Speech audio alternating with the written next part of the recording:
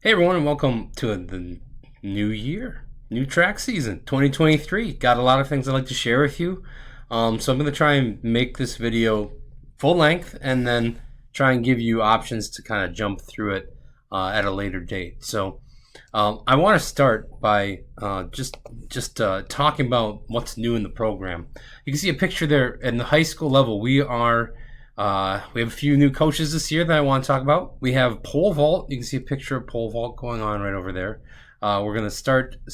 We have some poles on their way, and we're going to start using those in practice to try and get used to the event. And once we got safety protocol down and some skills down, hoping to compete in pole vault by the end of the year. And then oh man, just been great since December, hearing from kids from freshmen all the way through seniors, just showing interest in the year and want to be part of the season. We've got a record interest, so we're hoping to convert that into the season and get a big crew going for both boys and girls this year. And we got a record amount of track meets too, which means that if we have high volume of people, we'll be able to get quite a few in the track meets also. Here's our coaching staff this year. You can see we're doing the boys and girls thing again. So I'm Coach Ross, and I'm the head of the boys coaches, boys track team, and Coach Caleb, Coach Davison, he's head of the girls coaches, and then we both do events too. I'm hurdles, hoping to do some pole vault too, and then Pastor Davison, he's jumping.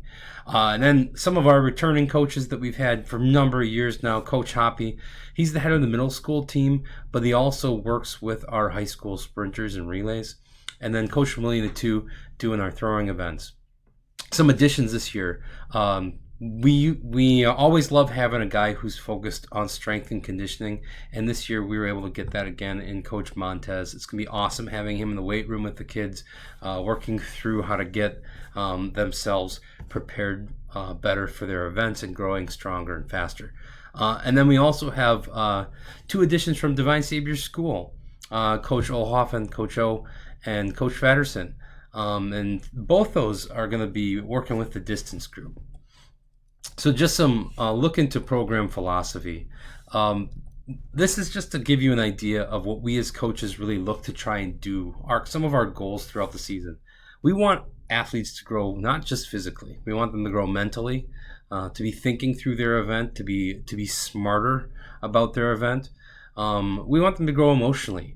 We want them to be able to withstand, be resilient when it comes to things that happen in track and field, because we think those things transfer into life, and of course spiritually too. And that's something that we really emphasize as well. And you'll see that in some of the things that we do that I show you later.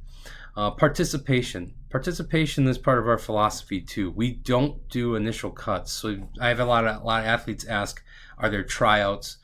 Yes and no. We are going to be working out together as a team, and you will be, timed. You will be evaluated while we work together as a team to grow stronger.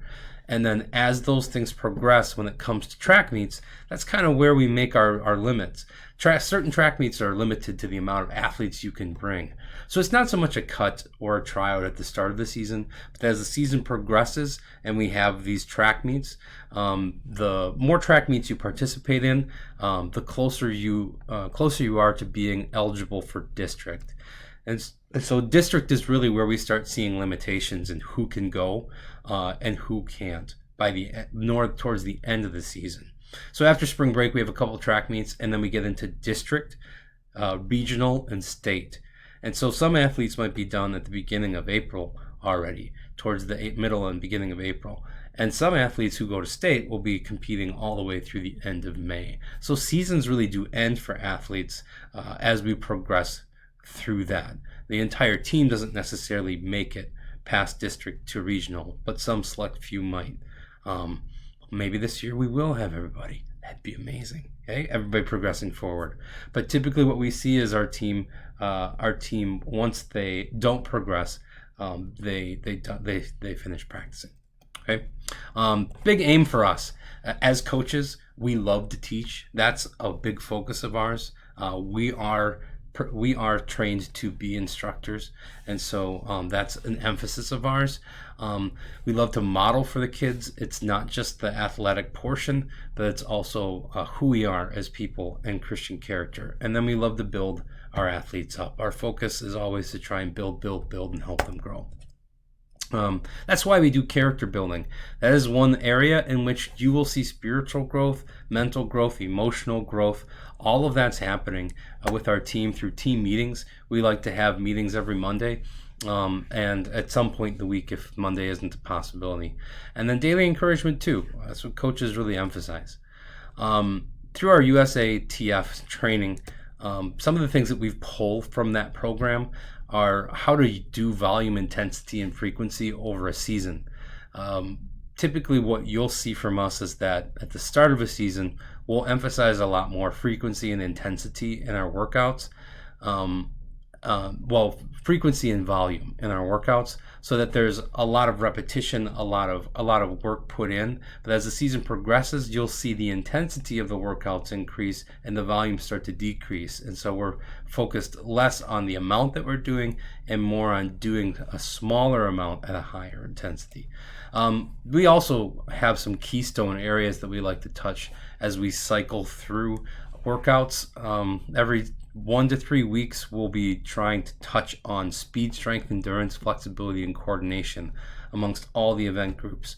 And in that way, we are building a whole athlete for their specific event. We also believe that recovery is an important part of a student athlete's regimen. And there's a lot you can read about this, but the idea is that if athletes are overloaded with workout, followed by a day of rest in that specific workout style that you've overloaded, it can help boost their next performance. And so we kind of change up what style of workout we're doing from day to day to help build that progression in athletes and allow certain styles of their working to rest the next day so that they can recover. And then we believe in building a Christian athlete, and you'll see it on the walls in our gym, the word sharks and what that stands for. We like to emphasize these things throughout the year as well, that many of the things that we want to instill in our athletes are the strength, humility, attitude, respect, knowledge, and service that goes into being a Christian as well as an athlete. So let's talk requirements.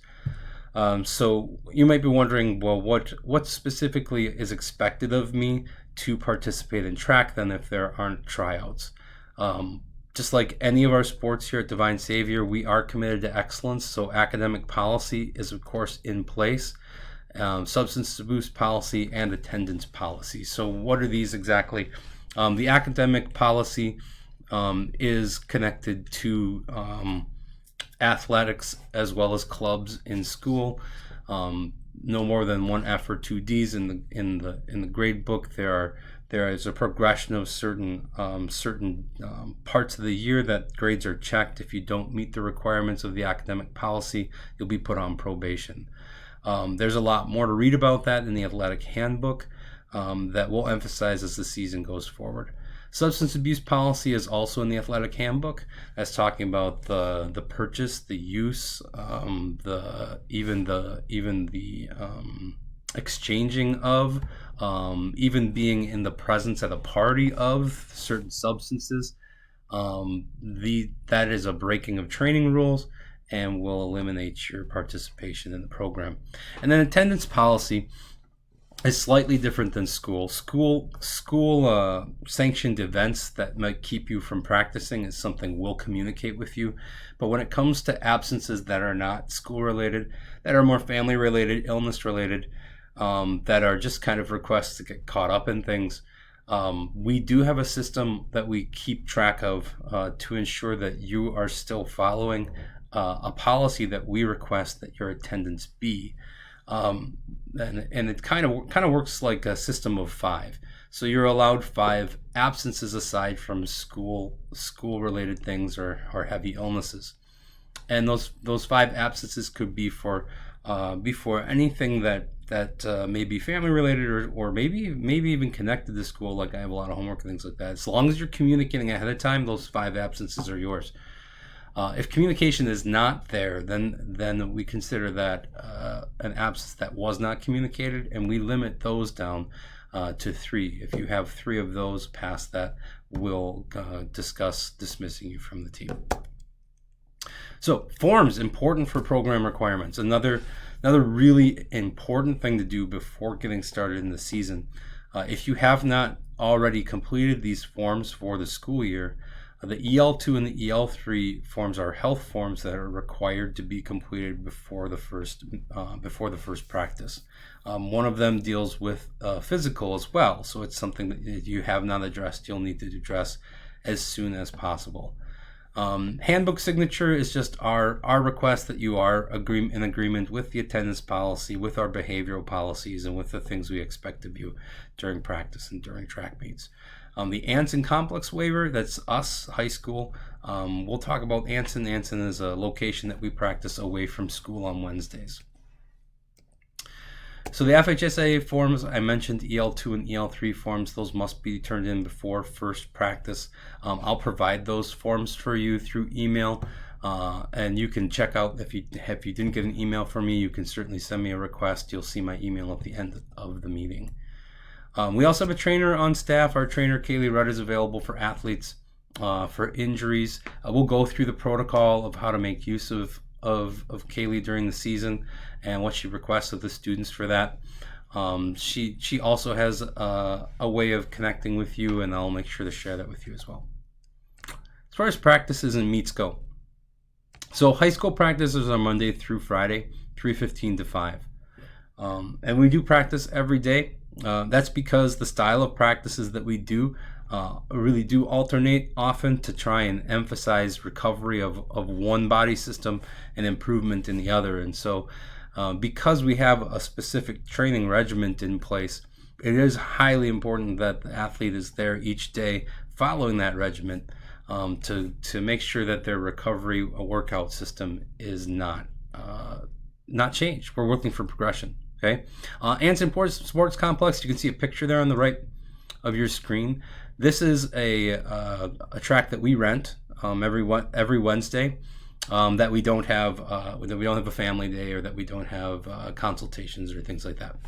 And this Anson Sports Complex does take a bit to travel, and so we leave early, of course, because the school day ends early, but because of the travel, practice does end up going a little later than usual. We normally get the track around 3. We get the track for 2 hours that day, and then we travel back. Track meets. The schedule right now, tentative, although we do have quite a few of them that have been confirmed. You'll have access to that schedule and any changes that we might make along the way. If there's any changes, hopefully mostly just be additions. But track meets can happen on weekdays and on Saturdays, so you have to be prepared for Saturday track meets too. We have those dates well in advance for you, so you can let us know about conflicts. Team travel, we do leave for track meets from school together, and then we'll be taking either vans or a bus together to the track meet. But as far as leaving track meets, well, when expectations from you are done, if you're no longer an alternative for a relay, if you've got all your events completed, and family does have things going on that day, or there's a need for you to head home early, a travel release can be written by parents, and then a pickup can happen at the track meet by your parents. So some ways we like to communicate with you. You'll get a weekly email from the coaches. And in that email, we like to list what's happening with practice and track meets that week. We'll give you as much meet details as we can, although that's more dictated by track hosts than us sometimes, unfortunately. And then we'll give you like a participant list. So who we have entered into what events, who we have traveling on Wednesday if there happens to be an overflow or a travel issue, and so we'll share with you that information for the week. Another way we communicate is through the DSA track athlete resources. Anyone who put together a request for this already has a copy, has a way of getting to it. This is the track athlete resources, and it's a link that I'll be sharing as well. You have access to the practice meet schedule, which I'll open in a minute.